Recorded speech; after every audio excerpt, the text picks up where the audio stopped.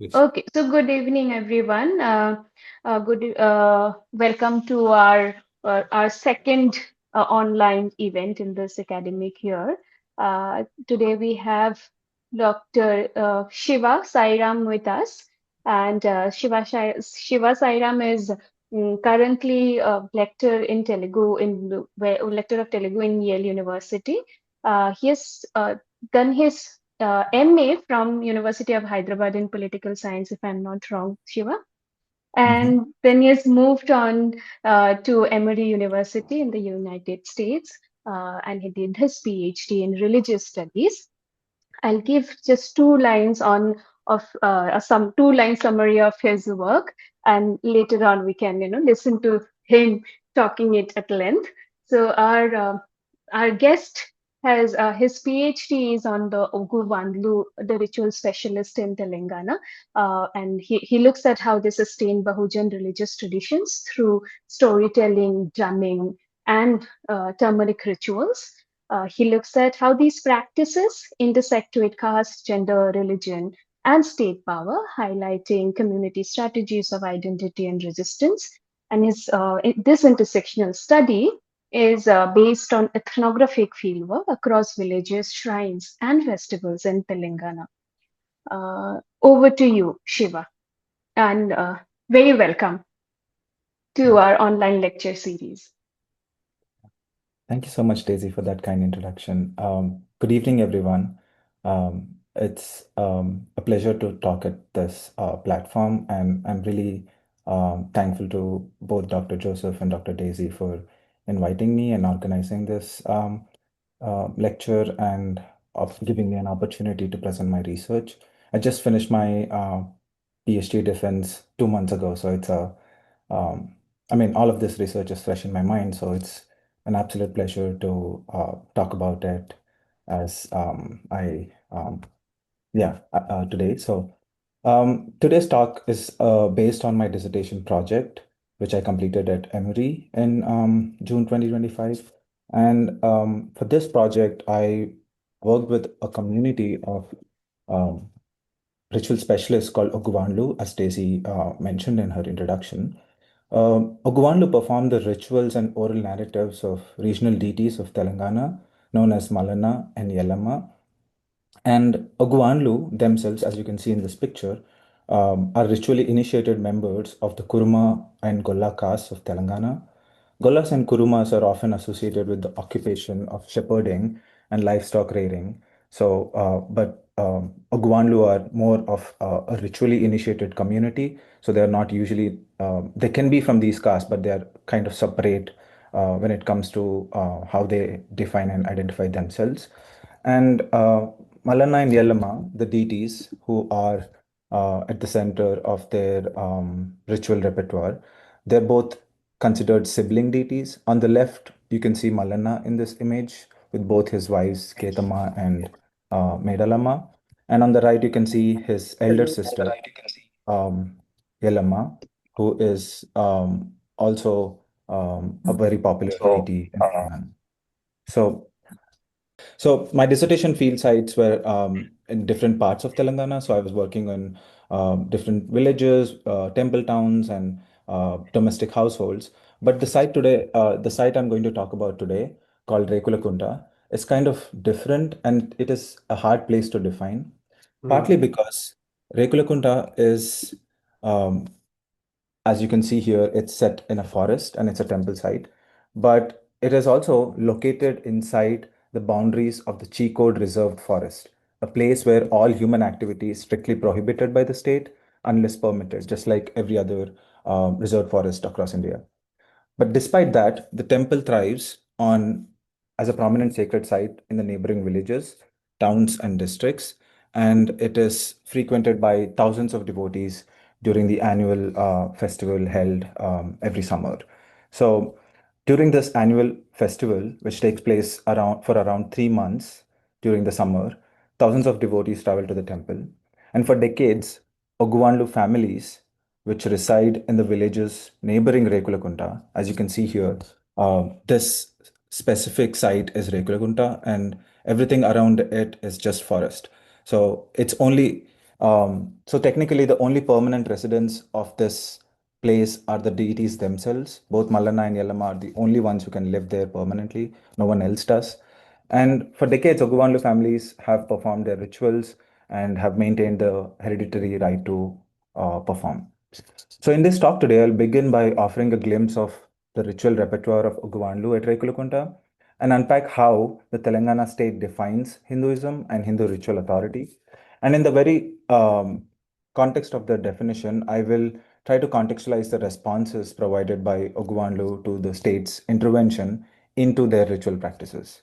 So that is going to be the gist of the talk today. On a typical day during the annual festival at Rekulakunda, devotees visit the temple to fulfill their vows to the deity. According to my Uguvanlu interlocutors, the majority of the devotees belong to the caste considered Dalit and Bahujan, and many of them actually engage in farming as tenant farmers or rear livestock such as sheep, goats, and cows. Or they're also middle class families and etc. who engage in other occupations.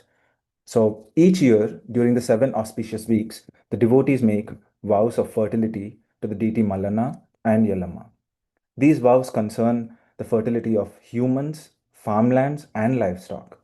When their vow is fulfilled, the devotees make their way into the temple to participate in a ritual called Patnam.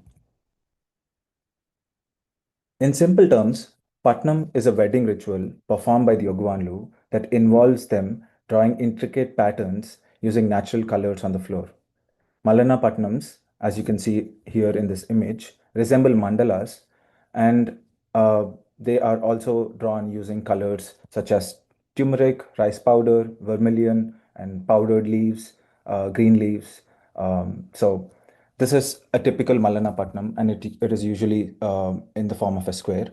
But a Yelama Patnam, which looks like this, is literally the life-sized body of the goddess herself. And both of these Patnams, either the one which has Malana or the one which has Yelama, they're both considered the body of the deities themselves. So they're not just merely drawings or patterns, but they're the body of the god themselves. And Oguwanlo draw these patterns on the floor using these wooden molds, as you can see here, which have different patterns inscribed on them. And they also, again, as I mentioned, they use these different colors. They fill these wooden molds and then they place them on the floor to get the pattern down. And after drawing these Patnams, after finishing drawing them, Oguwanlu sing episodes related to the deity's wedding. For example, they sing about Mallana's exploits and attempts to woo his wives.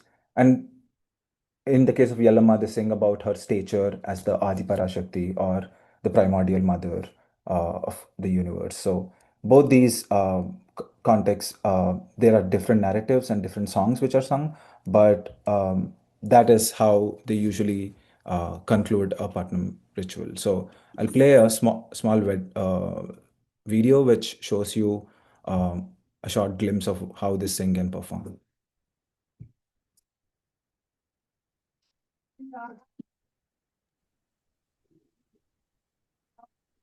The sound is not audible to me.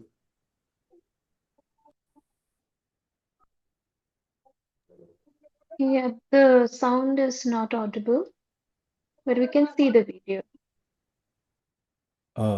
So this is one of the short glimpses of how they perform after finishing the Patnam. And after the whole ritual is concluded, the Patnam is erased and devotees collect the ritual material from the ground and they sprinkle it in their farms or they sprinkle it on their animals and or they also sometimes tie it in front of their houses to kind of in an act of what which could be considered as the redistribution of the deity's fertility. So in this talk, it is important to remember two things. One, the devotee is not required to visit the temple to make the vow. They can make it at their houses. But he, the devotee has to visit the temple along with have to visit the temple along with their family members to participate in the Patnam ritual and fulfill their vow. And secondly, before even the devotees take the darshan of the deity or meet the Oguvanlu in the courtyard, who actually perform the rituals, they have to pass through the tiny window of the one-room office of the endowments department. Let me move to the next one. Okay.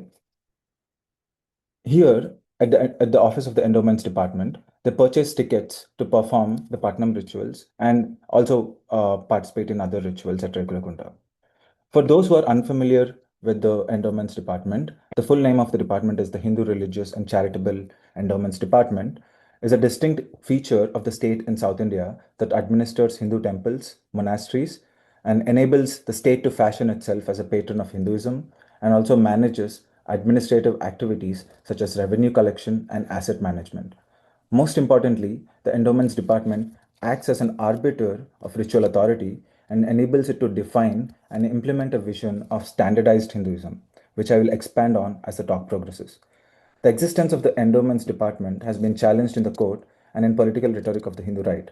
Yet, courts over the years have ruled in favor of its existence, and political parties elected across different South Indian states, irrespective of their ideological orientations, have actively empowered the institution.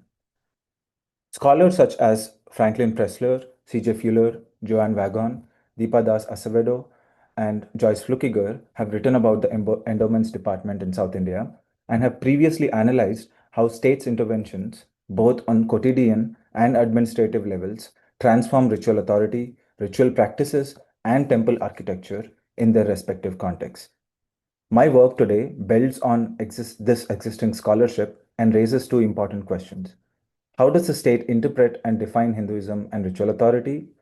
And what kind of responses does its definition and its administration of ritual authority evoke in contemporary South India?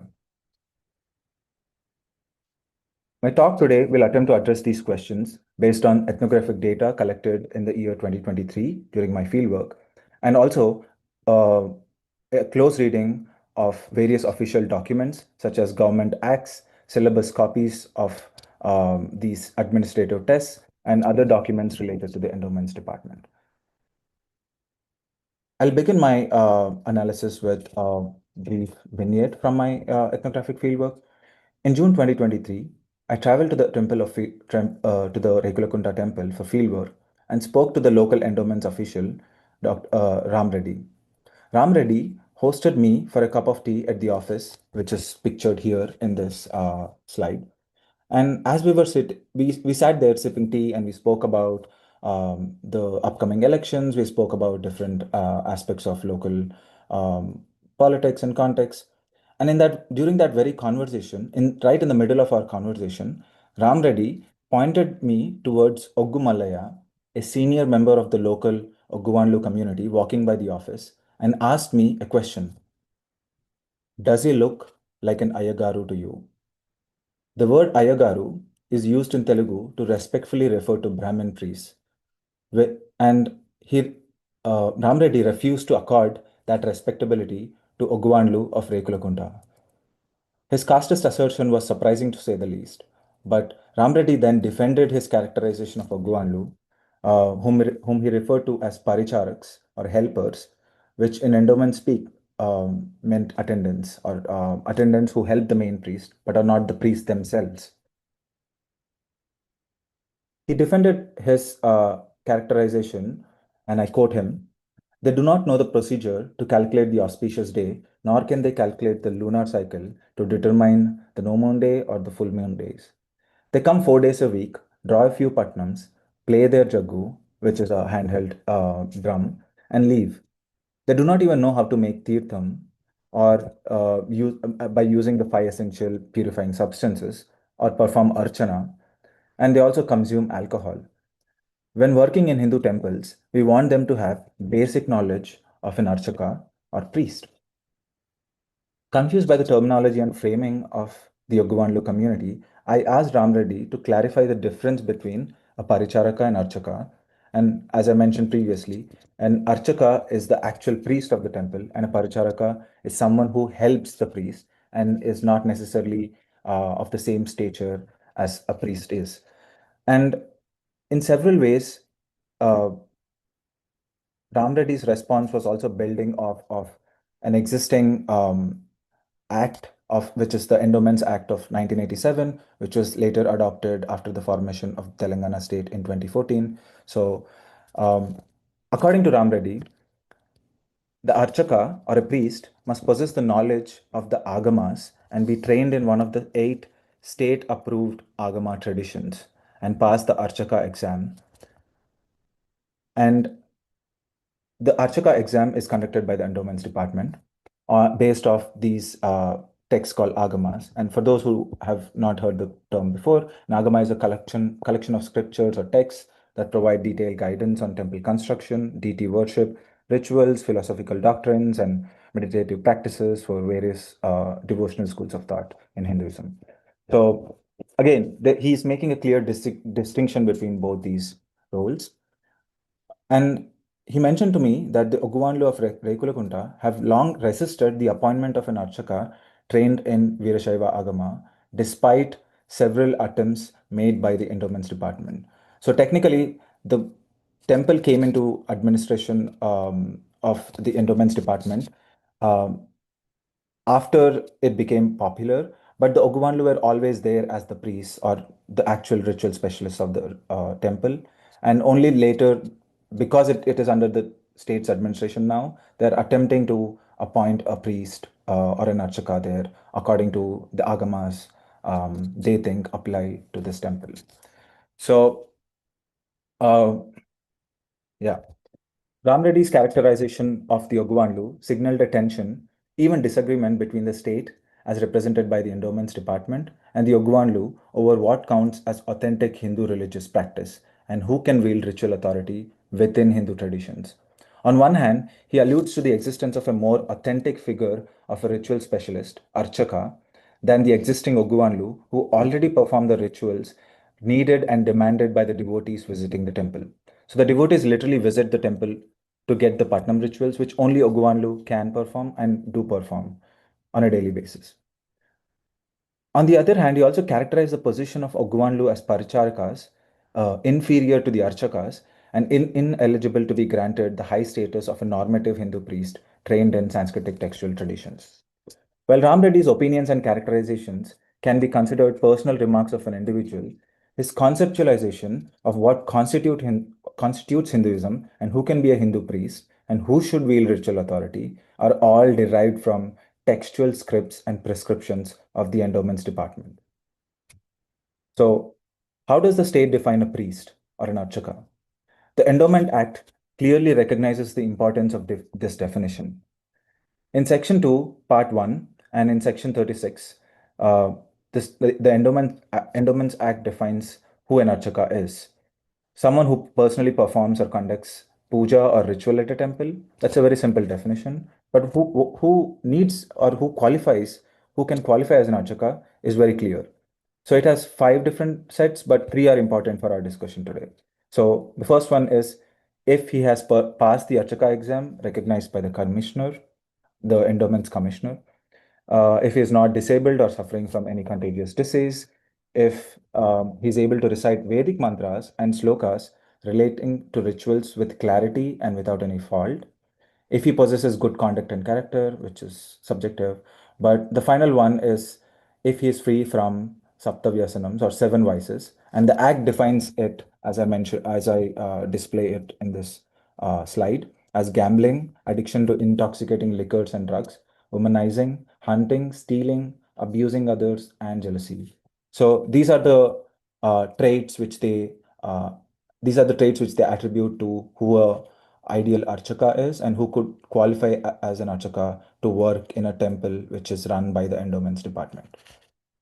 Based on this characterization of the figure of an archaka, the emphasis is on the examination primarily conducted under the supervision of the endowments department, and it also pivots the knowledge of Vedic mantras and slokas in Sanskrit as paramount. These qualifiers impose a rigid definition of an archaka, which seemingly emphasizes a particular Brahminical and Sanskritic textual approach to ritual authority that excludes other ritual repertoires, which are performed locally. The Act also codifies a gender exclusive model of ritual practices within a state sanctioned framework that privileges caste Hindu male ritual practitioners over women and other marginalized castes who also work as ritual specialists at different temples across Telangana. In January 2023, Telangana's Endowments Department conducted its first Archika qualifying examination post the formation of the Telangana state in 2014. So it took them 9 years to actually release a notification. Qualifying exams were conducted over 3 days for candidates appearing for all three levels of priesthood: Pravesha, entry level, Vara, intermediate, and Pravara, advanced. The job notification clearly specifies that candidates must first clear the general examination, and this general examination tests the knowledge of the candidates tests the candidates' knowledge in Sanskrit texts and also Hindu astrology. After clearing the general entrance, the candidate appears for the main test in one of the 8 state-approved agamas of their choice, which I've already listed in this slide here, which are the Pancharatra Agama, Vaikhanasa Agama, Shaiva Agama, Vaidika Smarta Agama, Tantrasara Agama, Veerashaiva Agama, Chata the Sri Vaishnava Agama, or the Grama Devata Agama. And in several ways, the second level of the examination is where a lot of their um, their knowledge is tested with a series of written exams, oral tests, and practical exams also. And here, state-appointed examiners, who are basically existing priests from various temples, test the knowledge of the candidate and rank them accordingly. Any benefit of reservation and affirmative action do not apply to these exams, and this examination is lauded by the endowment's employees as a merit-based model that aims to test the candidate's knowledge of the agamas and nothing else. According to Ram Reddy, who acted as one of the invigilators of this exam, these experts assess the candidate's ability to remember and recite certain mantras and shlokas of their respective agama and their knowledge of how to perform rituals in the manner prescribed in the syllabus, which is, I have a short copy of that syllabus on the slide. Upon my request, Ram Reddy shared a syllabus document that covered the breadth of text in which a candidate needs to be well versed, and these are different for different agamas. Some agamas have these different stotrams they have to memorize. Some of them have actual texts which they have to memorize, and of course also recall when they are asked to perform a practical exam when they attend one of these exams. Unlike the vague definitions of ritual practice and ritual authority provided in the Endowments Act, the Archika qualifying exam syllabus offers invaluable insights into understanding what the Telangana state defines and how it understands Hinduism as a religious tradition. Distinguishing between agama-specific textual and practical knowledge of the ritual, the syllabus reflects the state's emphasis on compartmentalizing Hindu religious practices by emphasizing, albeit a plural sense of ritual authority, which is neatly demarcated and assigned into 8 different agamas. Syllabus clearly demarcates the boundaries of various agamas by providing a standardized collection of primary and secondary texts which aspirants must be well versed to either pass or fail the examination. These texts of the 8 official agamas are now the only state authorized sources of ritual knowledge that frame ritual authority. And only by qualifying into these different agamas can one ever get appointment into one of the temples run by the endowments department. Not surprisingly, there is no mention of either the Ogwanlu's knowledge of the Ogwanlu's ritual knowledge, like their ability to perform patnams or their ability to perform these ritual epics or songs. There is no mention of the deity Mallana. There's no mention of the deity Yellama anywhere in the syllabus. So the syllabus is obviously not necessarily incorporating local forms of ritual repertoires or local forms of religious knowledge, which they consider Hindu when they're administering them, but they do not actually include them into their own syllabus or into their own way of understanding Hinduism. So agamas also themselves have been fluid and contested over centuries, and they've underwent so many debates and discussions. But the state created a brand new agama called the Grama Devata Agama as an attempt to group all regional gods and goddesses into one category. Often characterized as ugra or ferocious deities and residing on the margins of settled spaces, um, Grama Devatas, such as Yellama, Pochama, and Maisamma, are central to the religious worlds of Telangana. The word Grama Devata in translation means village goddesses or village gods. And these gods are also known for being, for their, um, you know, healing, or they're known to be caste deities of some different castes. And they're also protecting the village. And this is a common theme across India. So, often served by ritual specialists belonging to historically marginalized castes, these deities and their practices are compressed into one single category called Gramadevata Agama. A one-size-fits all category that fails to account for diverse theologies, ritual practices, and ritual authority within and among these Gramadevatas, right? So, the state's agama-centric framing of Hinduism also assumes the universality of any given agama and its associated ritual practices, while simultaneously elevating the knowledge of Sanskrit and written literary traditions as the only authentic sources required to wield ritual authority in Hinduism.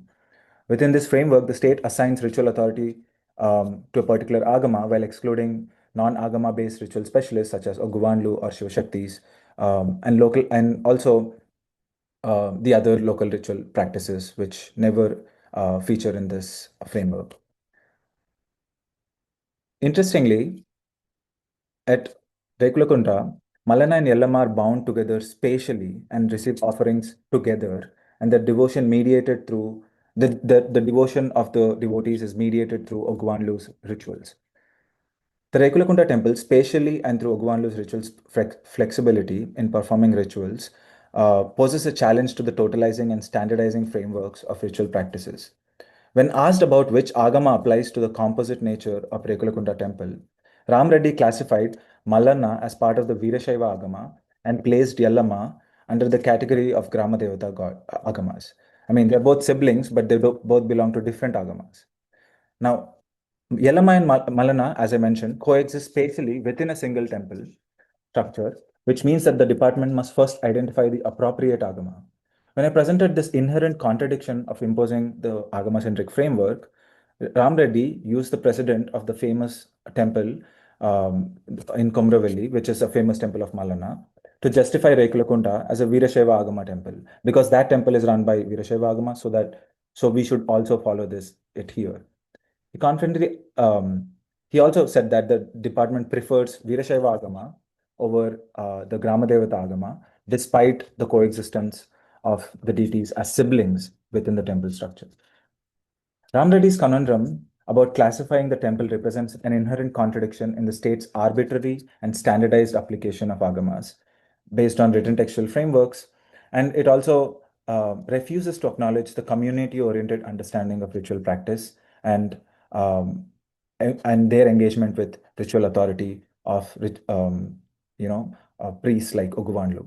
Malana and Yellam are without doubt deeply embedded in the Shaiva imaginary of Telangana and are represented by different ritual specialists in different regions.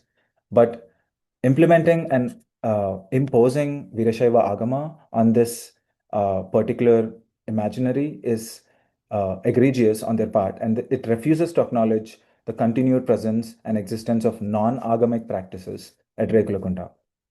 And Yellama's exclusion from the endowments department framework also alludes to the marginal position of the Gramadevata Agama, an artificial Agama to begin with, among the officially sanctioned list of Agamas.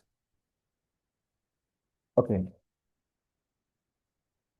During my fieldwork, I spoke extensively to the Rekulakunta Oguvanlu about their opposition to the appointment of an Agama-trained Archaka. Oggu Mallesh, president of the Rekulakunta Oguvanlu Union, confirmed their opposition to the endowments department's proposal and stated that this is the only temple under endowments department in Telangana without an Archaka.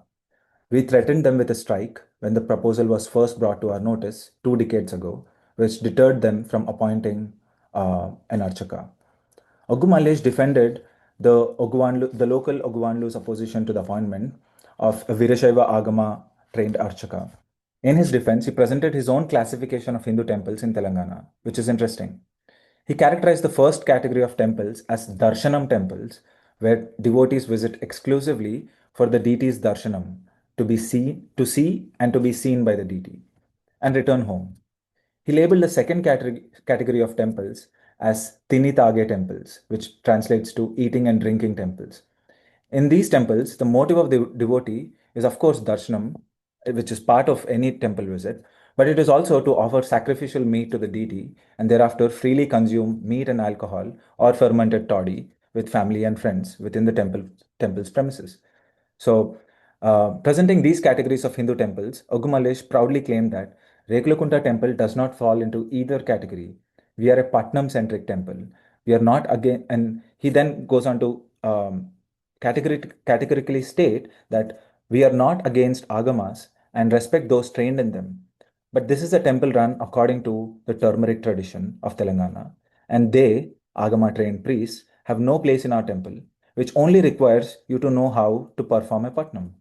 You don't need to perform any of the other rituals. No devotee is coming to that temple to get other rituals performed. If they need those rituals, they would go to a different temple.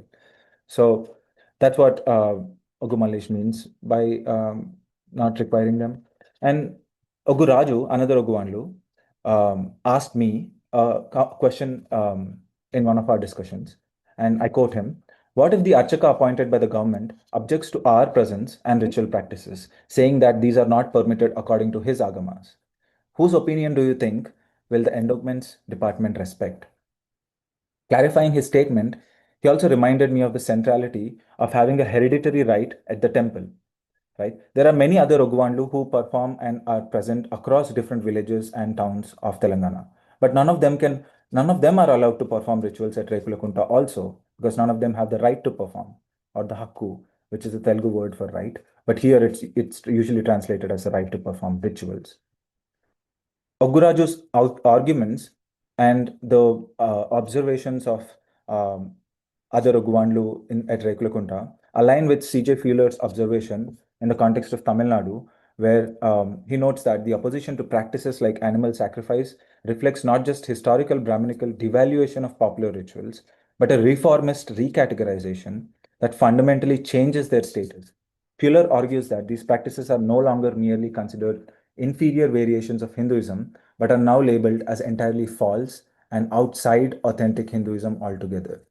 The shift from context-specific complementarity to binary opposition between authentic state-approved ritual practices and false local religious practices represents an ongoing contestation in how Hinduism is experienced and practiced in contemporary South India and South Asia in general. Rekulakunta Oguwanlu's apprehension of the endowments department and their opposition to the introduction of an Agama trained priest is also reminiscent of the transformation of the Gangama temple in Tirupati, where Joyce Flukiger observes the displacement of hereditary non-Brahmin priests and their practices, which were later replaced by state-approved priests, who were later replaced by state-approved priests and rituals. While questioning the centrality of Agamas in defining Hinduism, Ogwanlu of Rekulakunta also emphasized the role of devotees' behavior and patronage in determining authority and tradition in a given ritual landscape. Without downplaying or being dismissive about the role of Agamas, Ogwanlu's skepticism is rooted in the perceived difference and the instrumentality of a given ritual repertoire. Instead, it also targets the state's eagerness to categorize, standardize, and administer Hindu traditions. And in that very attempt of standardizing and administering, they also challenge their physical presence at Rekulakunta. So that is what they're also trying to convey in their opposition. In several interviews, Ogwanlu suggested that their idea of the right to perform at Rekulakunta is based on their historical and contemporary sense of rootedness to Rekulakunta as a sacred landscape. This is acquired over time, over generations, and also by their engagement with the ecological landscape of the forest itself before even the temple was built in the first place. Ogwanlu's sense of orthopraxy, not orthodoxy, insists on Patnam rituals as a central feature of expressing devotion and fulfilling one's obligation to Mallana and Yellama in exchange for their beneficence, which is fertility. While this is one form of their response, the Ogwanlu of Rekulakunta have a different dimension in when they are responding to the state.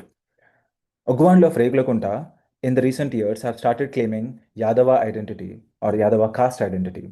That is, they have started associating themselves with the broad pan-Indian caste of Yadavas that claims cow herding as their main occupation and rally around the deity Krishna. This is an attempt to bring together Golla and Kuruma shepherding caste union members as one unit. This project of pan-Indian identification is an attempt by the Ogwanlu to authorize their claims of ritual authority, but also it enables them to assert this newly fashioned identity to counterbalance the state's attempts to impose an Agama-centric vision.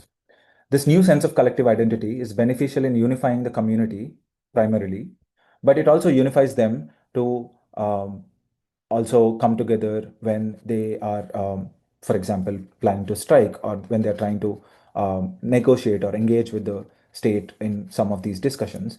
And that is one aspect of this assertion. But we also see this in the in a pan-India context. Ogwanlu's union's claims are also representative of a larger pan-India process, which scholar Lucia Micheletti describes as the process of Yadavization, under which several pastoral subcastes have merged or proposed solidarities among themselves, claiming high ritual Yadav status through Krishna and laying a claim to a share of state's resources in North Indian states like Uttar Pradesh. Though this strategic self-identification, the Rekulakunta Ogwanlu Union seek to legitimize and also gain respectability for their localized caste-specific ritual repertoire by claiming cultural, religious, and political legacies of a nationally legible Yadava caste. Doing so, they move beyond fragmented local identifications of caste, such as Golla or Kurma, that still define and shape their everyday lives. But while moving beyond these local identities, they also aspire to be recognized at a higher status in the overall hierarchy and of the region. Essentially, this claim also acts as a counter lineage, which replaces the lack of one, which the Agamas insist. The Agamas are always insisting on a lineage, but because they don't really have access to claims of making claims of an Agama behind them, they're trying to frame a different counter lineage. Ogwanlu's refashioning of caste forces the state to view them through the lens of contemporary representative democratic politics, where the coming together of caste groups means they can effectively leverage their caste-based collective influence to influence the outcomes of electoral politics, both at the local and regional levels. Most importantly, it also enables them to continue to claim the right to perform rituals at the temple and safeguard their livelihoods, which are dependent on the revenue of the temple. These responses of the Ogwanlu have successfully deterred state-led interventions for over 2 decades at Rekulakunta and continue to do so as we speak. This case demonstrates contemporary South Indian Hinduism is not a monolithic entity dictated solely by the state, but rather it is a dynamic and contested space that involves several different stakeholders. The Rekulakunta Ogwanlu show us how regional communities navigate, challenge, and reshape the state's homogenizing or standardizing agenda and formulate their own sense of orthopraxy. And through this formulation, they also move towards collective action and strategic mobilization of identity to assert their own vision of Hinduism. This ensures their continued relevance and continued ritual authority in a rapidly changing religious landscape of South Asia. I will conclude my talk with those remarks. Thank you so much. Thank you so much, Shiva. This is a pretty interesting talk. It also helps us understand the broader questions on how the sacred and the secular is always intertwined when we talk about religion, especially in sociology. It is also it it also uh, kind of contributes to the greater discussions that has been that's the prolonged discussions that in the field of sociology about what who defines Hinduism and what is Hinduism and who is a Hindu, or or even more minutely, who is a pure Hindu and who is a polluted Hindu. And the question of caste that you bring in while talking about the intersection of this secular and the state makes it more complex, which I believe, and I think all of us would agree, that this research would contribute to the broader framework of understanding Hinduism as a diverse phenomena, as a polyolithic phenomena, and not a unified or a uniform identity that has been, which has been interestingly been, been pushed or been trying to been articulated, especially from a particular state narrative of having a uniform Hindu identity. So work like yours contribute to the counterpoint to such unification or such uniform, such project of uniformity or universalization of the Hindu identity that's happening in the recent time. So over to you, Joseph, sir, and then we can continue with if our audiences have any questions. Yeah, thank you. Thank you for that very interesting presentation. And it adds to a lot of, it ties up with a lot of, as Daisy was also saying, a lot of debates within sociology of religion relating to India. And it's very, very fascinating.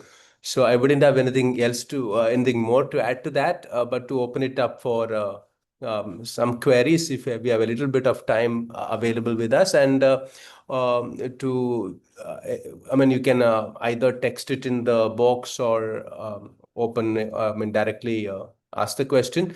I had put one text there. It's about, the question is about, is this endowment department similar across all southern states?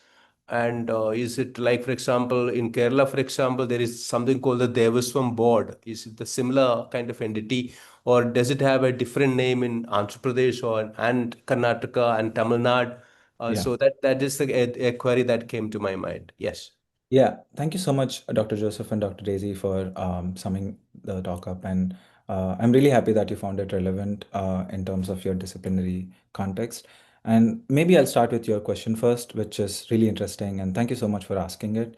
I think in many ways, the root of all endowments departments across the South Indian states is one, and that is a kind of a route which one can trace back it to colonial times, when in the Madras presidency we see this demand made by Justice Party and other social movements within the context of the Madras presidency, where they, on one hand, they were asking the colonial state to actually intervene and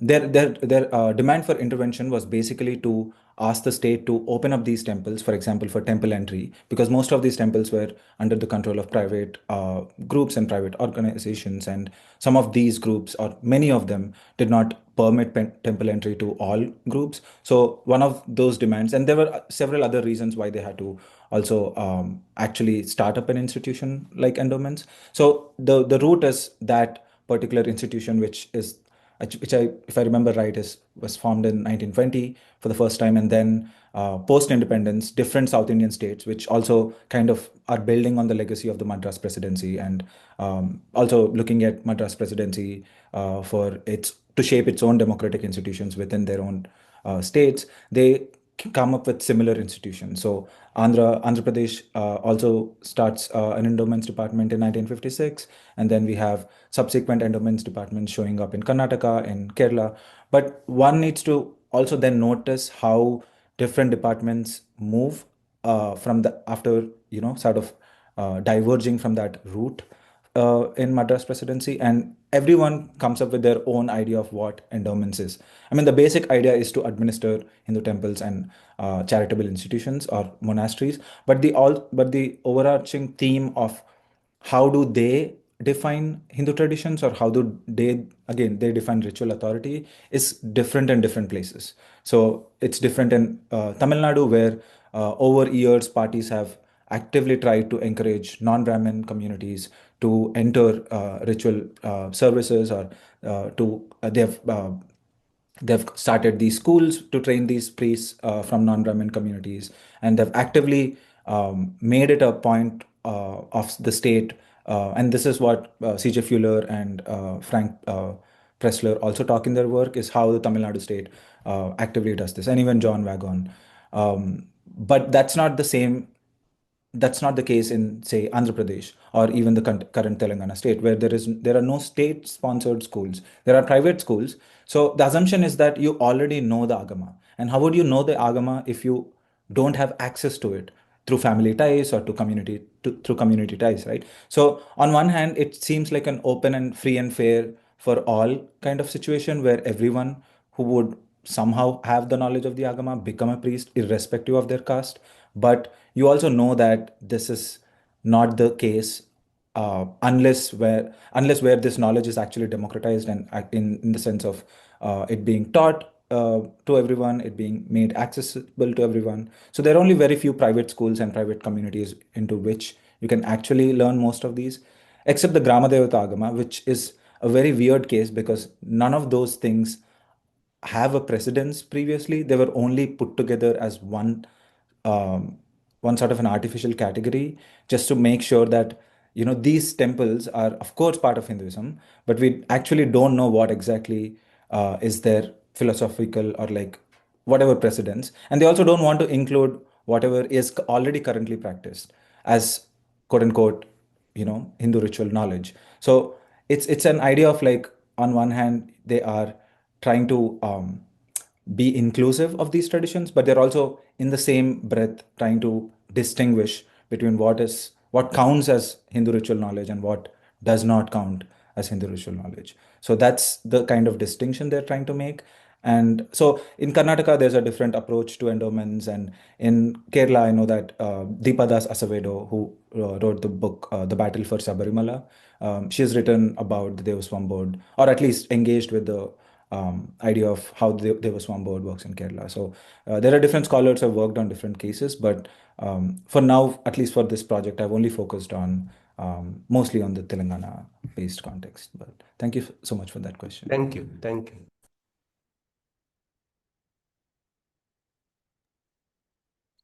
Hi, I'm Jignasu, and that was a very, very fascinating work. I'm a grad student, master's student at UC Santa Barbara, and I'm also working on my master's thesis on the paradox of secularism, state control of Hindu religious spaces. My focus, however, is on Rajasthan and Uttarakhand. So states, there's a common assumption that Hindu ritual control is only a South Indian problem, but that's not the case. So I'm bringing in other regions of India. My question to you is, the caste that you were in your ethnography, the people that you interviewed, are there any active efforts of them, or do they think that they want to associate more with the quote unquote Brahminical Sanskritic Hindu framework? Like, are they actively trying to assimilate? Like, you did mention that they maintain their distinct identity, but are there efforts because of this top-down approach of state requiring mandating to take exams? Are they trying to learn Sanskrit or other ritual practices to fit into the broader framework? Or like, that's one part of the question. The other part is the association with the Yadavas or with Krishna Bhakti. Uh, what are their effective dimensions? Like, they must have come up with some lineage ties or some story, some theology, I don't know. So are you focusing on those areas, or is it a purely political thing and it doesn't have as much of devotive aspect to it? Yeah. Thank you so much for those questions, Ignacio. I'm also glad that someone is working in the North Indian context, because, again, in terms of the institutionalization, it's much discussed and widely recognized in South.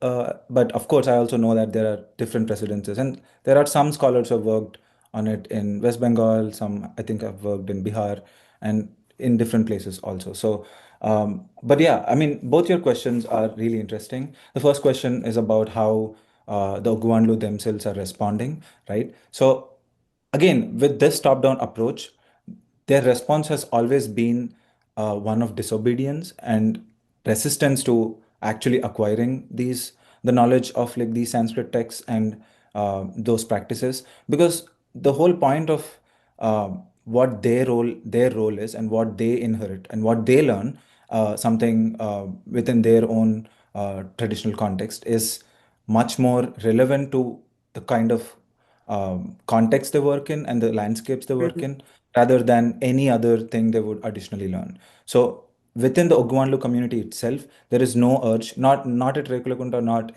anywhere else.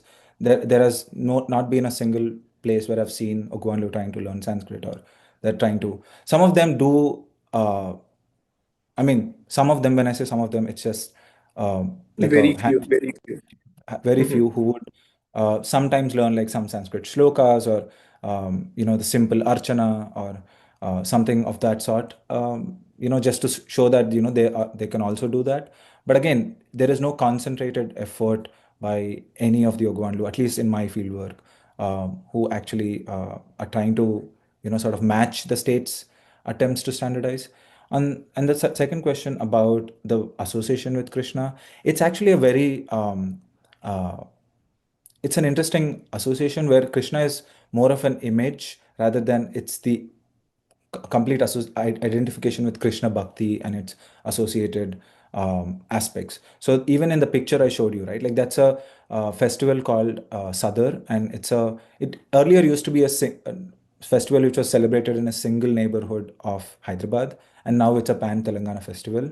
And this festival has now become a point where a lot of these castes, known as Gollas and Kurmas, are trying to re-articulate their identity as Yadavas. So again, that festival is celebrated, and I don't know if you have noticed in one of my pictures, you see a picture of a sheep, a buffalo, and then you see Krishna in the middle with a cow. Yeah, So yeah. all of those basically are representative, because Kurumas are mostly known to engage in shepherding, or traditionally. I mean, again, castes have changed, occupations have changed, and Golas are usually known for raising livestock, so buffaloes. So, and then, but you have Krishna with his cow, because that's the sort of symbol these two are like trying to move in proximity to. So it's mostly like in terms of imagery, in terms of allegories, and in terms of visual association, that this kind of attempt is being made. There is no, I mean, of course, they would. It's not that they don't go to Krishna temples, or they don't worship Krishna like any other Hindu does, if in a different context. But that doesn't necessarily they don't necessarily tap into that They don't become actual. Vaishnava. They don't become No, Vaishnava. they're Yeah, not. yeah. They're in no Yeah, ways. got it, Yeah, got it. Yeah. yeah. They, But yeah. so yeah, that's how they kind of engage with it. So it's very superficial till now. But maybe I don't know. In future, it might change, and it's Sure. evolving as we speak. So Yes. yeah. Thank you. Just one follow-up question. Has there been any legislative actions? I mean, have they ever Mhm. needed to go to the courts, the judiciary, to prove their Hindu identity? Because I know Swaminarayan Sampradaya in Gujarat and Ramakrishna Mission in Bengal, they had to prove their Hindu identity, and the courts ruled that anyone who is not a Muslim, who is not of the Abrahamic faith, basically, all of Mhm. them are Hindus. Yeah. So is that the reason why they identify themselves as Hindu, or they want to identify themselves as Hindu because of I the mean, tribal SC/ST benefits that they might get? there are different ways to think about this question, and again, in the context of Ogwanlu themselves, they're mostly considered OBC and not necessarily. Okay. I mean, again, there's a whole different debate about moving to a different status within these castes, but the overarching point is that on one hand, of course, the state itself is mandating someone to be a Hindu, and I mean, Joel Lee talks about it in his work. I Deceptive forget the name. majority. Yeah, yeah. In the yeah, sorry, repeat the name of the book. I'm forgetting it for some reason. Deceptive majority. Deceptive Deceptive Majority. majority. Yes, thank you Yeah. so much. So yeah, in Deceptive Majority, Joel Lee talks about this kind of top-down approach Mm-hmm. where the state is actively looking for Hindus, or Yeah. like actively trying to increase the number of Hindus by, designating communities who are like not necessarily fully Hindu, or like, they are in both, they are also followers of different places and spaces. It's the same case in Telangana, but I would say that in the last 70 years, things, or 80 years, things have changed drastically in terms of people's identification. So no one would, if I go to one of my interlocutors and ask them like, are you a Hindu? That would be a huge, almost an insulting question, because they wouldn't necessarily not see themselves as Hindus. Again, they Okay. can see themselves through the view of, oh, we are Hindus, but our caste god is this, or we follow these particular deities, or I we see. are Yeah, yeah, more oriented towards this context. But none of them need to be reminded that they're Hindus. So that's been a different case. So again, they would of course also be assertive about their caste identities and caste yeah. context, but um, in in their um, in their in a very primary, in a very very like basic sense, they would not deny that they're not Hindus. So again, they don't need the state to remind them that they're Hindus, or they don't need the state's category to prove themselves to be Hindus. So there Got haven't it. been any legal cases till date, but yeah. Oh, Uh, okay. Interesting. Thank you so much, and I'd like to connect with you further. Uh,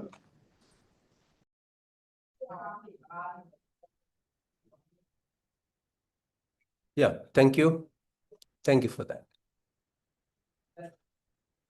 I think I don't see any other hand up or any chat. I think also we are more or less as hosted the time, right, Daisy? I have So a question. sure, I sure. have Go a ahead. quick question. I have a Sure, quick sure, question, sure, but there's an sure. interesting remark. I mean, the discussion between Jigyansu and Shiva, it also reminded me of my field. Like I work on the Vaishnavas of Assam, and then how the assumption, how it is almost offensive to ask if they are Hindu, but I have also worked with different versions of Vaishnavism that has been that is practiced in the region, and then how the subaltern Vaishnavas have very distinct rituals. They don't invoke, and they are completely, they have completely removed Vedic Hinduism from their practices. But the idea of Hindu identity, how it is already pre-assumed. So we, as a researcher, if we ask that question, it becomes almost offensive to a few people. And it's also because I think I may be wrong, because whenever we speak to our interlocutors in the field, they identify themselves with their immediate identity, which is their image. Like in your case, Ogwanlu, or in my case, Vaishnav, right? yeah, So there is and there's a certain form of expectation from the researcher itself that you would not engage with the sensitive question of Hinduism and how pure is your Hinduism, because the yeah, Bhakti has always, Bhakti engaged with that debate for quite long. That is Puranic Hinduism is the right form of Hinduism, or the Vedic Hinduism is the right form of Hinduism. But anyway, my question is actually quite different, and it's also very short. Is that how democratic is this entrance exam that Mm. you have talked about it at length? Because I'm thinking maybe in policy it's democratic, but in your study, have you found any patterns of who gets that position, or who even gets to sit for the entrance exam? Have you seen any pattern? And if you have you found any priest who got selected in that entrance exam who belong to the lower end of that local caste hierarchy that exists in Telangana? yeah. Thank you so much for that question, Daisy. And I agree with you that, yeah, it's often in the field, it's really most of the times the question is assumed, sorry, the identity is assumed, right? Like that's not a point where you start with. I mean, some of them might say that, okay, we were probably not Hindus, or like they would speculate that they were not necessarily always Hindus, but that speculation still is not necessarily their reality. So that's one way to think about it, at least for me. So I mean, your question about the how democratic the process is, it's something which I'm still working on. Again, I have a sense of how it is. So, for example, we only have data from one test conducted till now, and there is data from previous. I mean, previous tests have happened before the formation of Telangana when it was United Andhra Pradesh, but the data was never available online. But this time, what they did is they published the results, which and I had it on one of the slides where you just have pass or fail, and it's the name of the agama and the name of the candidate. So um, so now there is a like a good amount of data to like parse through, and again, for my dissertation I did not do that because that was not what my project was trying to um, sort of convey. But again, I'm working on this as a separate paper, so for that I'm like going through that data. And interestingly, I can answer your question in two ways. On one hand, we have candidates who, as I previously mentioned, who are already from the families of these agamas or these temples, or they are already working unofficially already working at one of these temples as one of as a helper or chaka, or they're not getting a salary paid by the endowments department, but they're still kind of working and kind of contributing in their own ways, and they also receive the benefits of doing such work in different spaces before even they actually get to claim the status of archaka at any level. So that is already happening. So this exam is kind of a, a way to receive an official post. So and which is a government job, right? Like it's a proper government job with a fully paid salary, and I think to an extent some of them also have pensions. So there is this whole structure into which they want to get in and be officially the holders of that status. And then you also have the idea of how then would your appointment give you that status. So, for example, if you are an entry level candidate, you're assigned a smaller temple, which probably has an annual revenue. So, the state divides temples according to three different categories: 6A, 6B, and 6C. So, 6C temples have a lower revenue, 6B temples have mid level revenue, and 6A temples have higher levels of revenue. So, different temples, different categories. The temple I talked about right now is a 6A temple. So only very few temples out of thousands of temples get the status of 6A. That means they are high performing, high revenue temples. So um, your your appointment is, so some people are already probably working at a 6C temple. They're trying to get into a 6A temple. So they need this test to like move across um, levels. So that's one thing. And when it comes to access and who is getting in, that is where I'm actually working on this data which is publicly available. So on one hand, you can know through surnames who they are or what they are, but again, you need to have a comprehensive data to like make a claim that this is exactly what is happening. But I know from a fact that, and this is the second part of my response to your question, that there was this candidate who was from a scheduled tribe community in Telangana.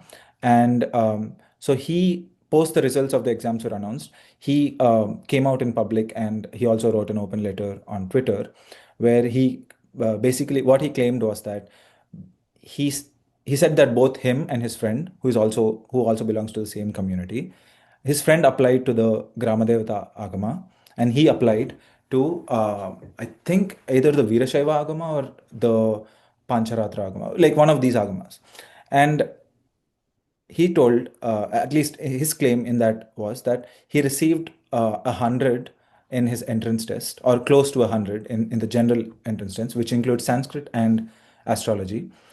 But he said that he received close to a zero in his practical test. So basically, his claim was that his friend who cleared and passed the exam for a Gramadevata Agama temple was passed because he came through the right channel, or he he was in the right place, which is the Gramadevata Agama, and not necessarily he was not unlike this candidate who's trying to quote unquote move through a different Agama. So again, I was unable to trace this person. I really wanted to include their perspective and interview them and sort of include all of that in my dissertation, but I couldn't really find them. All I have is this letter, this public letter which they published on Twitter, and yeah, and that's pretty much what I have. But again, if I get a sense of the data once I finish, and it's a lot of data because it's almost like I'd say 10,000 candidates, and only very few of them even pass. So again, um, that's something which I'm currently working on, and hopefully I can have a substantive answer to address this question and make a proper claim that, this is actually how the process is advertised, but this is how it actually is. And even the person knowing, right? Like, I mean, one can assume, right? I mean, again, I'm speculating this part, but you go down and sit down. The person examining would know your caste location, like, or at least they would know what caste location you should belong to. So even if they don't know your caste location through, names like fully Hindu names or whatever, they would definitely know what you are not. So in that way, they have a sense of, and that practical exam is one way of also identifying and sort of pushing out. And so that's why his claim, when he made the claim that he received almost close to 0 marks in the practical test, I felt like that is what was um, happening in his case, and probably in the case of several others who also apply to different agamas, who probably actually train themselves and they actually work hard. Again, it's not hard to get an MA in Sanskrit, or it's not hard to join a course in Sanskrit, and all of those are available and accessible, but it's the next level of the ritual knowledge which is not necessarily accessible or available to everyone. So again, one until the state actually makes or ensures that that is the case, like for example in Tamil Nadu, or I think even in the case of Karnataka, there are some schools which are open to all. That's not the case in the Telugu speaking states. So that's the kind of thing we are dealing with here. So yeah, I mean, on paper it's a democratic process, merit based process, or whatever um, they can claim, but in practice and in reality there's something else happening, and that's what I'm trying to also indicate it. um, Thank you, Shiva. Thank you for your response. It also reminds me of one of the cases in my field where I spoke to a person who, expressed his disappointment in that he applied in a teaching position in a Sanskrit role, but because he did not belong to a certain caste, his interviews marks were, yeah tempered in a way that he doesn't get the job. And yeah another candidate who was listed as selected candidates but never got an appointment letter. So Mm. Yeah. I hope your research towards this angle is going to be fruitful for all of us to understand the dynamics of caste, state, and religion.